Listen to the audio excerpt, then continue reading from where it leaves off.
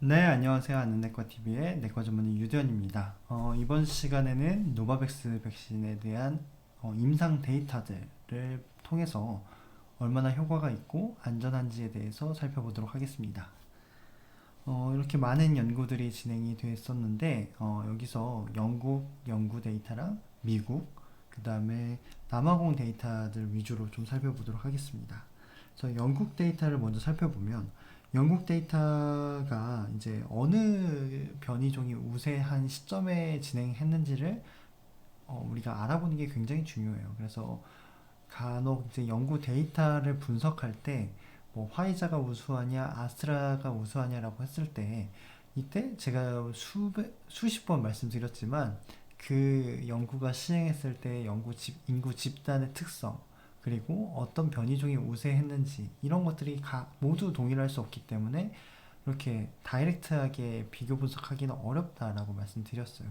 그런 것처럼 지금도 이 노바백스에 대한 효과와 안전성을 이제 분석하는 그런 연구들을 우리가 볼 때 이 연구가 어느 시점에 진행됐는지, 어느 변이종이 우세한 시점에 진행됐는지를 하나씩 살펴보는 게 중요하다는 거죠. 그래서 영국발 변이, 즉 알파 변이가 유행했을 시기에 이제 진행을 했었고 15,000명의 18세 이상 성인 대상으로 진행한 연구입니다. 65세 이상 연구가 무려 27%나 될 정도로 노인 연령층이 많이 포함된 연구였고요. 이 연구의 이제 결과를 바로 말씀드려 보면 백신의 효과적인 측면은 89.7%였고 노인 연령에서 즉 65세 이상에서도 88%로 높게 유지됐음을 알 수 있었습니다. 이러한 효과는 이제 면역 절감이라고 하죠. 면역력이 떨어지는 그런 것들을 시간이 지나도 보이지 않고 유지되고 있었다라고 알 수 있겠고요.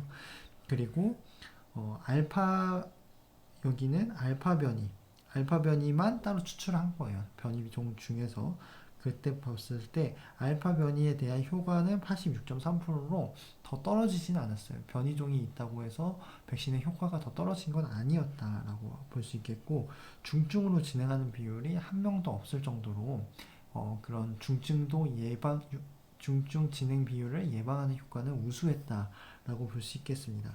그래서 앞에 말씀드린 전체적인 효과는 89.7%였고 65세 이상에서는 88.9%, 그다음에 변이주 그러니까 알파 변이의 한정에서는 86.3%의 예방 효과가 있었음을 알 수 있었습니다. 그리고 부작용 측면에서는 가짜 백신과 진짜 노바백스를 투여한 그룹을 비교를 해보니까 크게 차이가 없었다, 안전했다라고 얘기를 하고 있었습니다. 남아공 시행한 시점에서 보니까 이때는 베타 변이가 유행하고 있었고요. 아프리카 인구를 대상으로 진행을 했고요. 이제 아프리카다 보니까 65세 이상까지 살아계시는 분들이 매우 드물어요. 그렇기 때문에 대부분 95%가 다 64세 미만의 이하 그룹을 대상으로 했다는 걸 참고해 주시고요.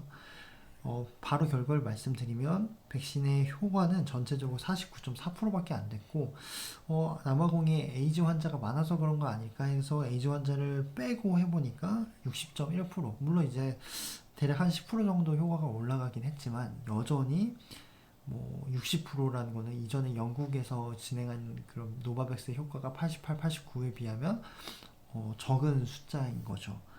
그리고 미국 멕시코 연구를 또 살펴볼게요. 미국 멕시코 연구는 주로 알파 변이가 유행하던 시기였고요. 여기도 3만 명이나 되는 많은 환자들이 이제 참여를 했고 대부분 미국 사람들이 참여를 했고요. 65세 이상이 15%밖에 안 됐다라고 알 수 있겠습니다. 백신의 효과는 이제 90% 정도 됐고 면역 절감 효과는 발견되지 않았다. 시간이 지나도 효과는 유지됐다라고 하고 주목할 점은 중등도 중증으로 진행한 비율이 단 한 건도 없었다. 100% 예방 효과가 있었다라고 얘기를 하고 있습니다. 그리고 부작용 측면에서는 크게 부작용이 없었다라고 얘기를 하고 있는데요. 죄송합니다. 여기는 이제 백신의 효과가 그 변이주에 대해서 효과를 말하고 있는데 변이주에 대한 효과는 93.6%로 얘기를 하고 있고요. 부작용 측면에서는 가짜 백신을 투여한 것과 노바백스를 투여한 군이 크게 차이는 없었다라고 얘기를 하고 있습니다. 그래서 지금까지 정리를 해드리면 일단은 이 노바백스 백신이 우리가 와일드 타입 혹은 알파 변이에서는 효과가 인정됐음을 알 수 있어요. 하지만 남아공 같이 베타 변이주가 유행하는 시기에서는 60% 정도밖에 효과가 없었고, 특히나 HIV, 에이즈 환자가 있을 때, 면역 저하자가 환자가 있을 때는 효과가 더 떨어졌음을 알 수 있습니다. 그래서 우리가 좀 고민해야 될 문제가 노바백스 백신이 과연 현재 오미크론 변이주의 이 상황에서 얼마나 효과가 있을지에 대해서 좀 고민을 해봐야 되고, 특히나 면역 저하자 환자들에게서는 노바백스를 통상적으로 2번 백신 접종하는 게뭐 얼마만큼 효과가 있는지에 대해서도, 그리고 용량을 어떻게 정해야 되는지도 앞으로의 연구들을 주목할 필요가 있겠다라고 정리해 볼 수 있겠습니다. 다음은 이제 WHO에서 발표한 자료들을 좀 참고를 해볼게요. 이제 뭐 임산부를 대상으로 항상 백신 접종에 대한 이슈가 있는데요. 과연 노바백스는 안전할까라고 이제 질문을 던졌을 때 아직 구체적인 데이터가 없다. 근데 한 연구에서 137명의 그런 임산부들을 대상으로 일부는 노바백스를 놓고 일부는 가짜 백신을 놨을 때 특별하게 노바백스에서 태아 사망률이 증가하거나 아니면 치명적인 태아의 부작용이 발생한 경우는 없었다라고 얘기를 하고 있고요. 그리고 모유 수유 같은 경우도 아직 데이터가 충분하지 않다라고 얘기를 하고 있습니다. 그럼에도 불구하고 이제 노바백스가 어떤 희망적인 메시지가 될 수 있는 거는 아무래도 이전에 mRNA 아데노바이러스 벡터 백신 같은 것들이 임산부에서 투여된 적은 없습니다. 그래서 그런 장기간 데이터도 없고요.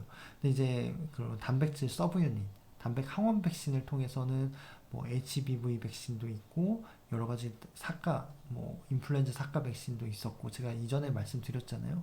뭐 그런 것들이 많기 때문에 뭐 물론 이제 임산부에게서 다 임신 시기에 피해야 될 백신 스케줄이 있겠지만 그런 것들을 다 고려해서 봤을 때 그나마 안전성이 조금 있지 않을까라고 추정은 해보지만 뭐 구체적인 자료는 조금 더 나와봐야 알 수 있을 것 같습니다.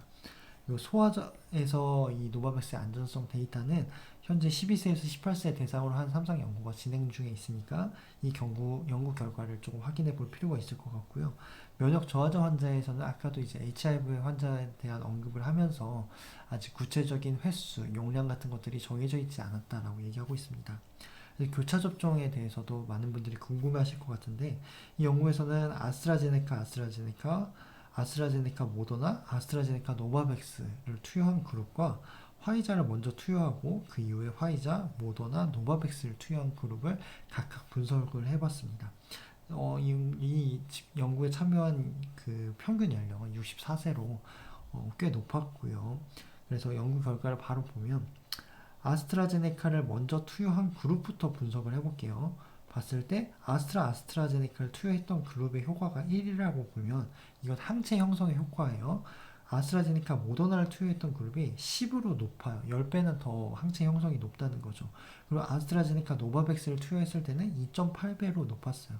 즉 얘가 1이고 얘가 2이고 얘가 3이라는 거죠. 그러니까 아스트라제네카 노바백스가 뭐 나쁘진 않은데 그렇게 뭐 엄청 좋지는 않다라고 정리를 해볼 수 있겠고, 그다음 화이자 했던 그룹을 1로 잡았을 때 화이자 모더나를 투여했던 그룹이 1.3배였어요. 1.3배. 그리고 화이자 노바백스를 투여한 그룹이 오히려 화이자보다 더 떨어졌어요. 0.5로. 그래서 화이자와는 좀 궁합이 잘 안 맞는 것 같다라고 좀 추정은 해볼 수 있겠습니다. 그리고 세포 면역, 이건 이제 체액성 항체를 본 거고, 세포성 면역을 봤을 때도 여기 보면 아스트라를 투여한 군, 아스트라를 투여한 군이 1로 잡았을 때 아스트라 모더나가 3.5, 아스트라 노바백스는 4.8로 이 아스트라제네카와 노바백스와의 궁합은 좋아요. 근데 화이자 같은 경우에서는 마찬가지로 화이자 노바백스는 화이자보다 오히려 더 이 세포 면역도 더 떨어진다라고 알 수 있겠고요. 이거는 아까 말씀드린 화이자 노바백스와의 궁합이 좋지 않다라고 말씀드릴 수 있겠습니다.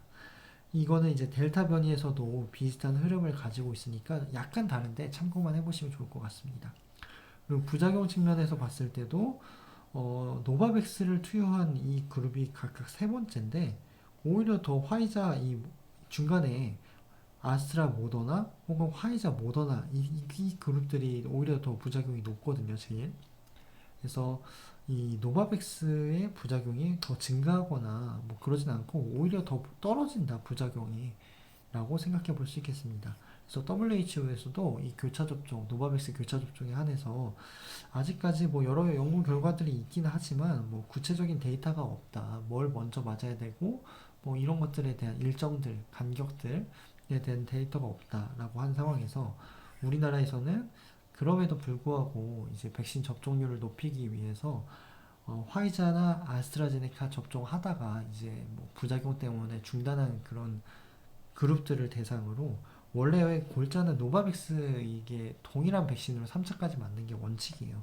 근데 중간에 이제 화이자, 아스트라 부작용으로 고생하신 분들이 2차 접종으로 다른 종류, 이 노바백스 백신을 맞는 것에 대해서 허용을 했는데 단 전제 조건이 있다는 거죠. 의사들의 어떤 진단 하에, 컨펌 하에 그런 것들이 이루어질 수 있다는 거죠. 그래서 이런 지침에 대한 자세한 부분은 제가 다음 강의에 정리해 드리도록 하겠습니다.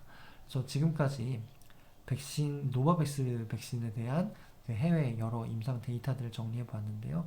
조금 어려우실 수도 있어요. 그래서 노바백스 백신에 대해서 간단하게만 다시 정리를 해드리면 일단은 이 담백항원 백신이라는 그 안전성이 굉장히 우리가 기대하고 이제 접종을 하는 거거든요. 그래서 효과적인 측면에 대해서는 영국이나 뭐 미국 이쪽에서는 이제 알파 변이가 대세였을 때 진행을 했던 연구이기 때문에 그 효과가 우수하다라고 할 수 있지만 남아공 변이가 대세였던 시점에서 연구를 했을 때는 효과가 떨어졌어요. 그리고 면역 저하자 환자에서도 효과가 떨어졌고요. 그래서 오미크론 변이가 지금 전 세계를 휩쓸고 있는 이 상황에서 과연 얼마나 효과가 있을지는 더 연구가 필요하다라는 거고 교차 접종 측면에서는 화이자 노바백스보다는 아스트라 노바백스 백신과의 어떤 뭐 항체 형성 능이나 세포 면역력 등의 어떤 결과가 더 좋았다라고 말씀드릴 수 있겠습니다. 지금까지 긴 강의 경청해 주셔서 감사합니다.